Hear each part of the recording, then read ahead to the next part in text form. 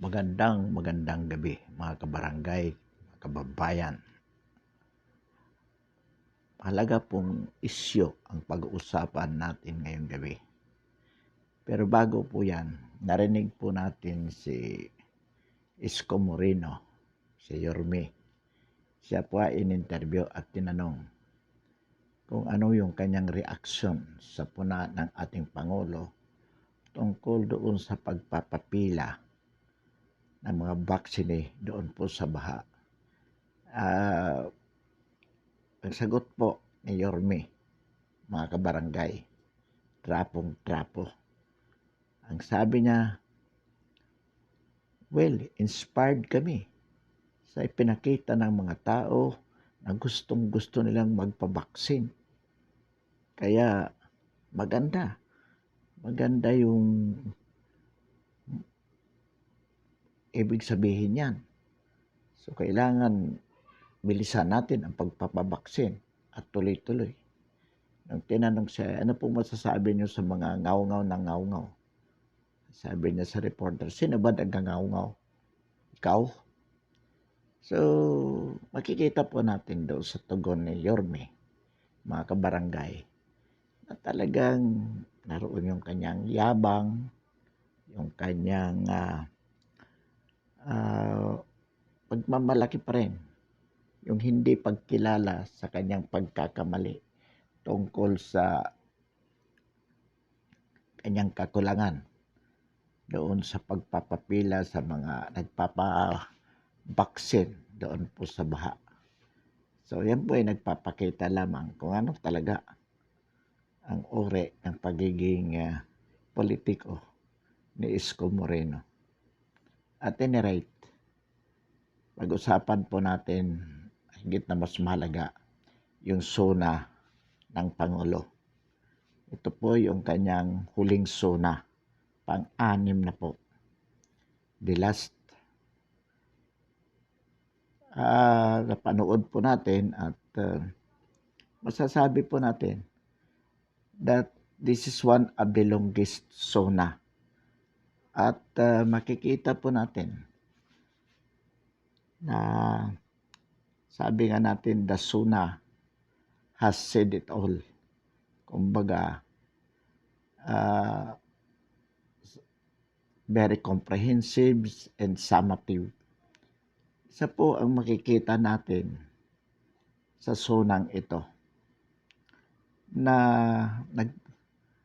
pinatutunayan po na simula pa lamang ng pag-upo ni Pangulong Duterte bilang Pangulo noong 2016 hanggang po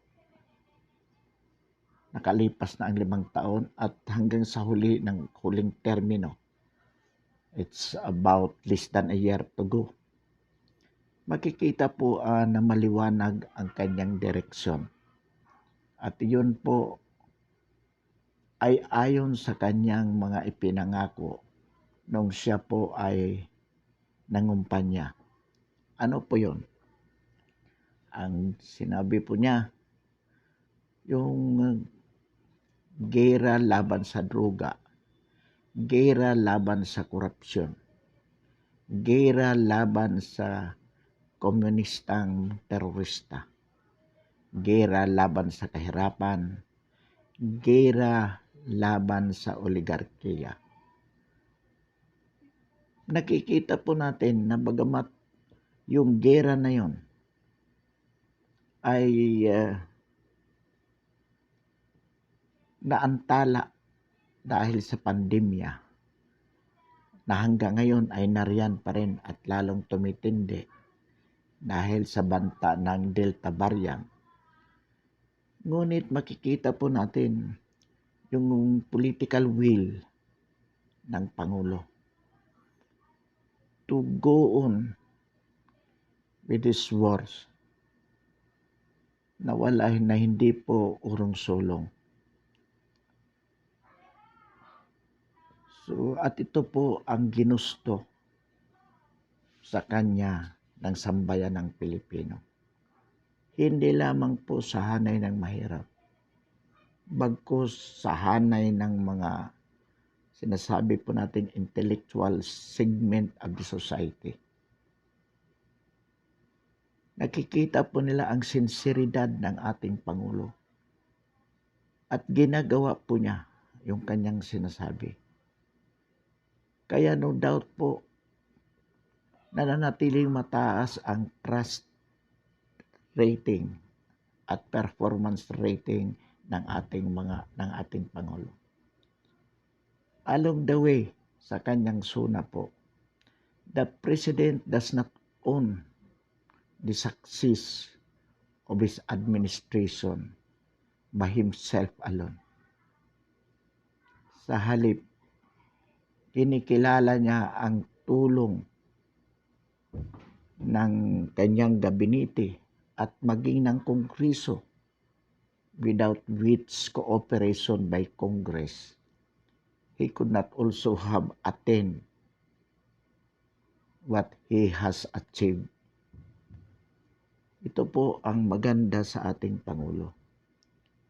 Naroon yung kanyang sinseridad, yung honesty na ipatupad yung kanyang mga visions for the Filipino people, using his powers and determination to achieve what he dreamt for the Filipino people. Kahit po yung mga kritiko niya, kinikilala po pa rin ng ating Pangulo yung kanilang contribution in some other way.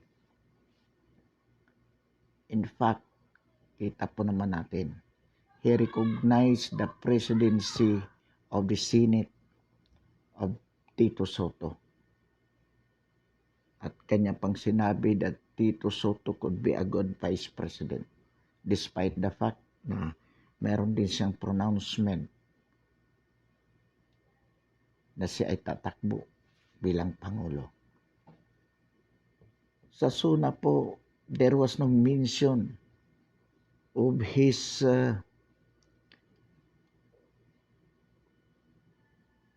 tawagin natin yan, there was no mention of any antagonism against his critics.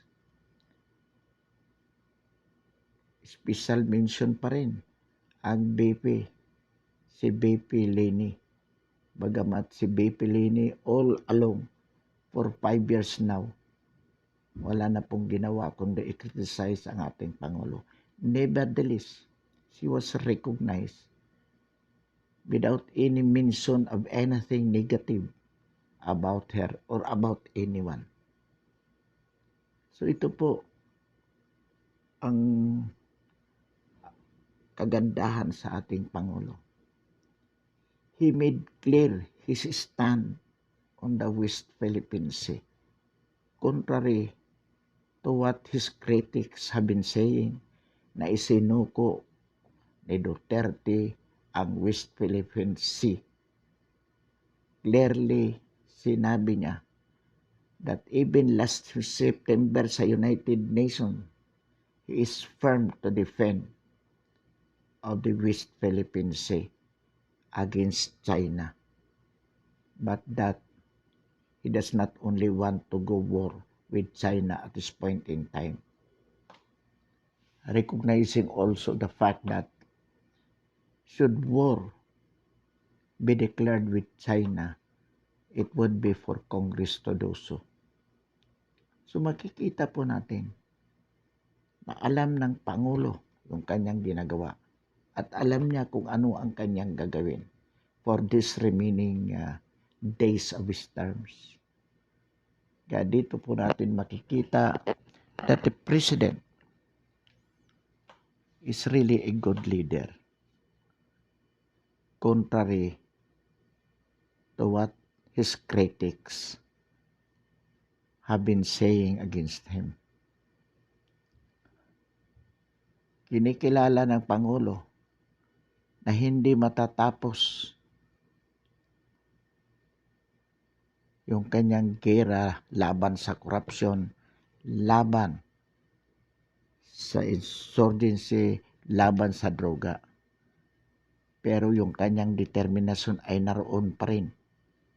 At hindi niya itinatanggi Instead, patuloy niyang sinasabi na gagamitin niya ang kamay na bakal laban sa mga kalaban ng pamahalaan. Gagamitin niya ang kamay na bakal dito sa gera laban sa droga, laban sa korupsyon, laban sa insurgency. At upang mabigyan ng masigurado na napapangalagaan niya itong mga kapulisan at itong mga kasundaluhan, upang maipakita ng ating Pangulo ang kanyang suporta sa mga pulis at mga sundalo na nakahandang magbuhis ng buhay para isulong ang gera laban sa droga, laban sa mga komunistang terorista. Hinihiling ng ating Pangulo sa Kongreso na gumawa ng batas na magbibigay ng libreng abogado sa mga pulis at mga sundalo na sinasampahan ng kaso and the official performance of duty. Tama po yan.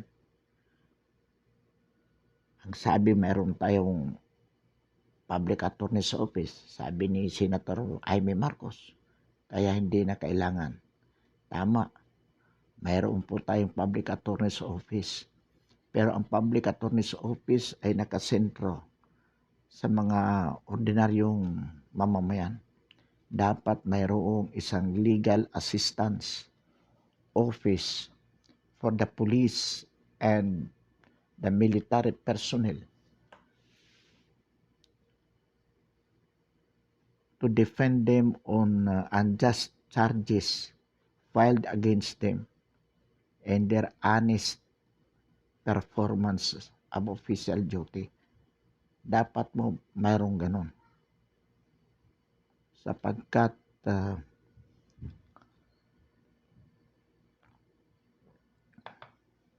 kailangan po ito upang lalong ma-boost ang tumaas ang moral ng ating mga kapulisan at kasundaluhan sa pagtupad ng kanilang tungkulin. Dahil kung pababayaan po sila, kung hindi po sila susuportahan ng ating pamahalaan, panghihinaan po sila ng loob. Hindi sila magiging matapat, hindi magiging masigasig sa pagtupad ng kanilang tungkulin, katulad po noong araw. Kaya sinikap ng ating Pangulo sa tulong ng Kongreso na taasan ang sahod ng mga kasundaluhan at mga kapulisan. At isinulong po ang Modernization Act sa ating lakas sandatahan at sa ating mga kapulisan. Ganon din po. Totoo naman po na sa panahon lamang ni Pangulong Duterte na nagkaroon ng libreng matrikula sa mga state universities and colleges para sa college po. Noong araw, ang libre po hanggang high school lamang. Pero ngayon, hanggang college na sa lahat ng states, colleges, and universities. Malaking tulong po sa sambayan ng Pilipino. At dito po, special mention yung pagsasamantala ng oligarkiya. Malaking bagay po na sinimulan ng ating Pangulo at dapat ipagpatuloy ng sino mang papalit sa kanya sa 2022. Ang gera laban sa droga, gera laban sa komunistang terorista, at gera laban sa oligarkiya. Kailangan po. Sapagkat the oligarchy controls not only the political power but the economic power as well. Anyway, They go together always. At dito po, ang sambayanan ang patuloy na nagdurusa, patuloy na nakagapos sa tanikala ng kahirapan. Kaya po kailangan magwakas ang pansasamantala ng oligarkiya. Malaking bagay po si Pangulong Duterte lamang ang presidente ng Republika ng Pilipinas na nagkalakas loob para direktang kalabanin ang mga oligarkiya na yan. At yan po, alam naman nating nasampulan yan sa pagkakasara ng ABS-CBN. Kailangan po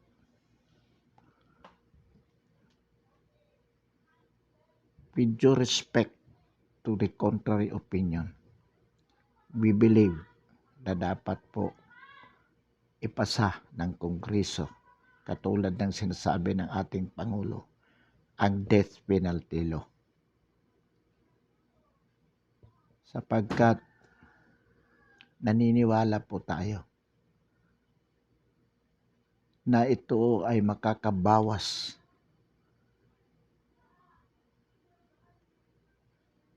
it is a deterrent for criminals from committing heinous crimes. Marami po nagsasabi na hindi totoo yan, na hindi raw ito makakapigil. Well,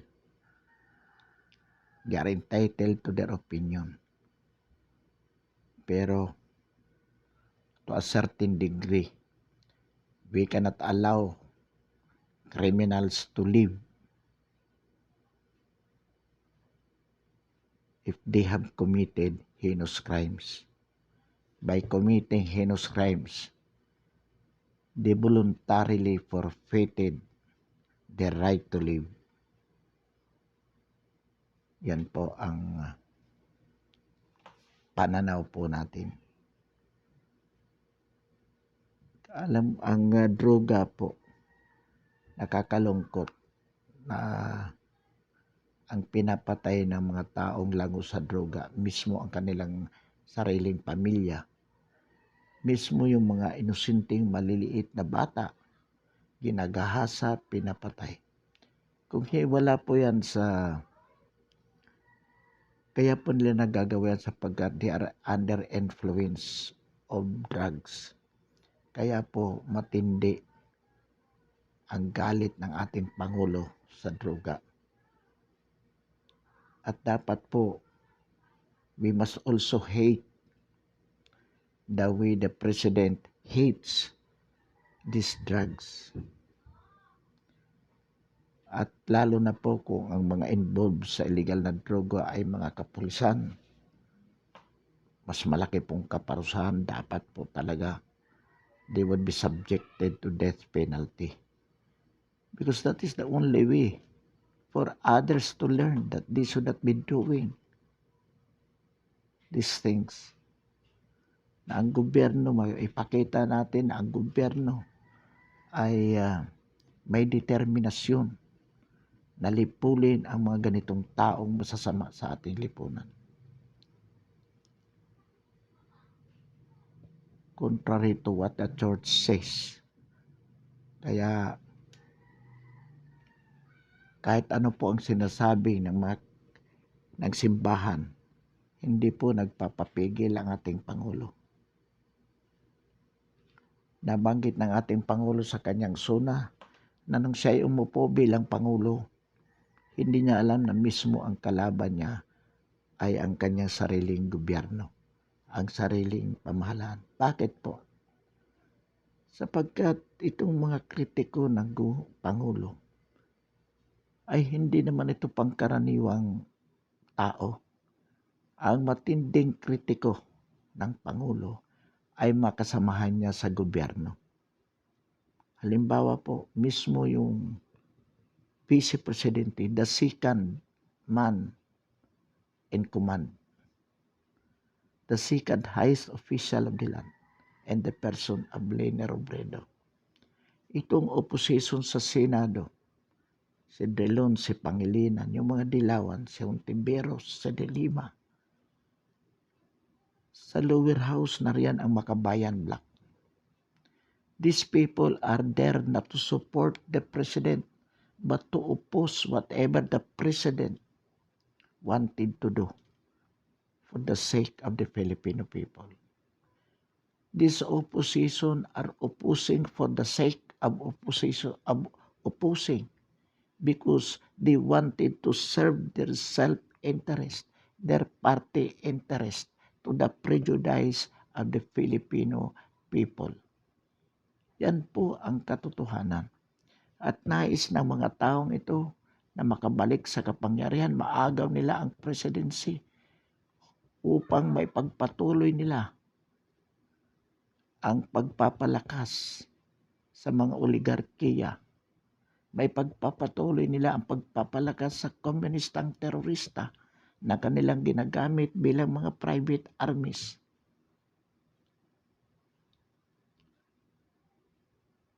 Ito po ang mga dilawan sa mga opposition na yan. For 5 years, they have been there. They have been standing as an obstacles to the president. Ang COVID-19 po, sinasabi nila na sa panahon ng ating Pangulo bumagsak ang ekonomiya ng Pilipinas. Hindi lamang po sa Pilipinas, hindi lang ang ekonomiya ng Pilipinas ang bumagsak. The economy of the world. And that could not be avoided due to pandemic, COVID-19 pandemic. Lahat po. Nevertheless, the Philippines, under the presidency of Duterte, we were able to manage achieving some basic developmental projects katulad po ng mga building of roads, bridges, airports, so forth and so on, infrastructures. Matagal ng pangarap ng Pilipinas, pangarap pa ni Pangulong Marcos na ngayon lang na isa katuparan. Simula po kay Cory, kay Ramos, kay GMA, kay IRAP, kay Pinoy lalo na. Hindi po nagawa yon. But with Duterte, despite the COVID-19 pandemic, sa tulong po ng kanyang mga able economic managers and cabinet members, special mention po si Mark Villar sa Department of Public Highways, si Tugade sa DOTR, at sa iba pang mga kasamahan ng ating Pangulo. With humility, anong sabi ng Pangulo? Without these people, sa tulong ng mga taong ito, at maging ng Kongreso in general. Totoo naman po yon. Sapagkat kahit gusto po ng presidente na magawa ang isang proyekto, kung wala namang batas na nag-authorize sa kanya para gawin yan, hindi po magagawa. And it's only Congress who could enact the law for the purpose. So malaking bagay din po. Malaking papel ang ginampanan ng Kongreso sa tagumpay ng ating Pangulo. Ito po ang maganda sa kapag ang presidente is well recognized. Kapag ang presidente ay magaling, he could master the majority leadership in Congress. At yun po ay nakukuha niya ang kooperasyon. Kahit yan ay nasa opposition minsan, yung matitinong mga oppositionista, devoted for what is good. Ito lang namang mga katulad kay Hontiveros, kay Relong, kay Pangilinan, kay De Lima, at ilang mga posisyonista dyan ang talagang wala silang pakialam sa taong bayan. So this is what we want to be understood by the common masses. The kind of leadership that President Duterte has, which we want to continue in 2022 with Inday Sara as the would-be president. Ito po, gusto po nating maipagpatuloy ang legacy na ito. With the SONA, the last SONA that was given by the President Duterte this afternoon, mas lalo pong naipakita, naintindihan po natin ang leadership niya, ang style of leadership. Naintindihan po natin ang vision niya. Na nais pa niyang tapusin, which however admittedly, hindi naman matatapos. Kaya kailangan ipagpatuloy ng sino mang Pangulo na uupo on January 30 or on June 30, 2022. At ito po,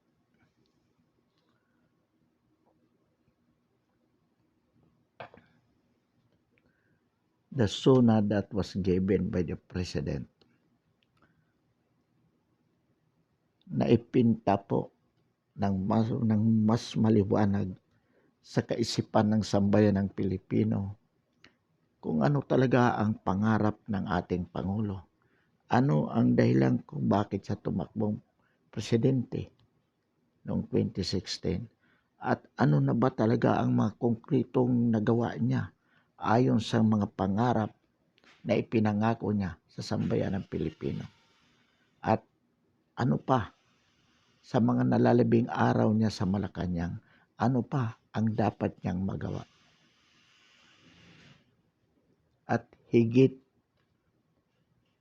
sa anumang bagay, naintindihan po ng sambayan ng Pilipino ang pangangailangan na dapat ito ay maipagpatuloy beyond 2022 ng sino mang Pangulo na maihahalal sa darating na eleksyon. Sapagkat nakita po natin ang pangangailangan na ipagpatuloy itong mga programa na ito na kanyang sinimulan. At nakita po natin ang style of leadership ng ating Pangulo. Wala pong pakimi-kimi. Direkta po.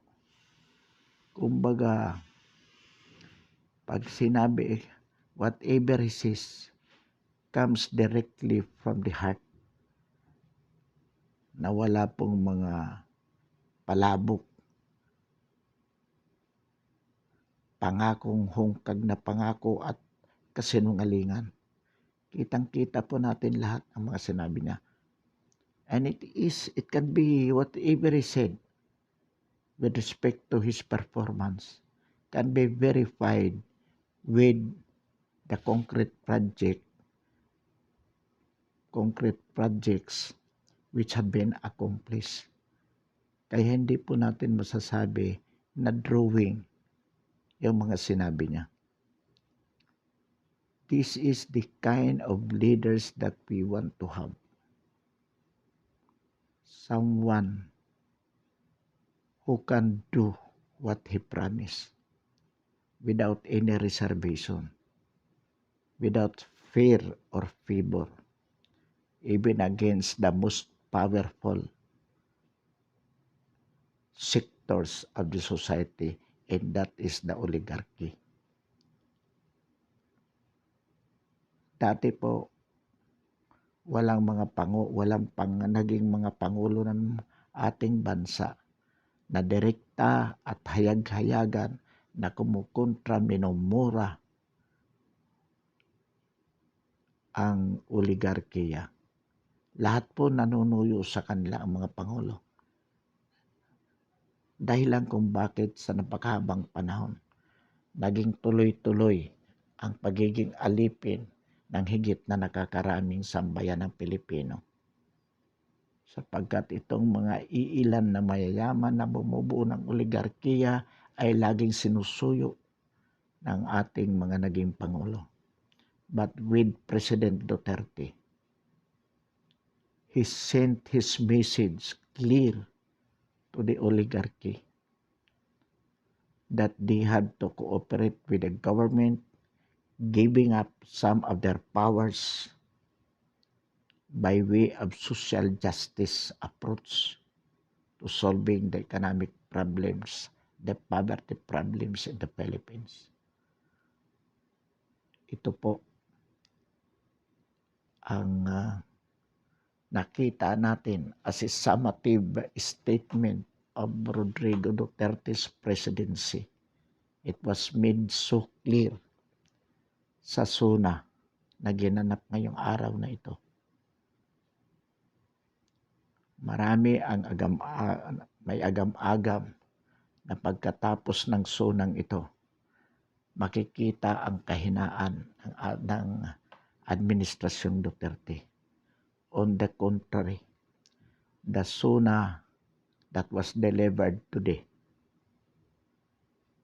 has clearly sent the message to the Filipino people that for 5 years or for this 6 years from 1620 or from 2016 to 2022, we had made the best president for the Filipino people in the person of President Rodrigo Roa Duterte. Much more, the SONA today, the SONA that was delivered today, has sent the message so clear to be well understood by all that we need to elect a president in 2022, someone who can be much better than President Rodrigo Duterte. And that is nobody else but his daughter and the person of Sara Duterte Carpio. Pansamantala po, wakasan natin ang ating talakayan ngayong gabi. Muli, magandang gabi at maraming salamat. Naanyayahan po natin na i-subscribe ang ating YouTube channel, ang ating paninindigan sa napapanahong isyu ng lipunan. Muli, magandang gabi at maraming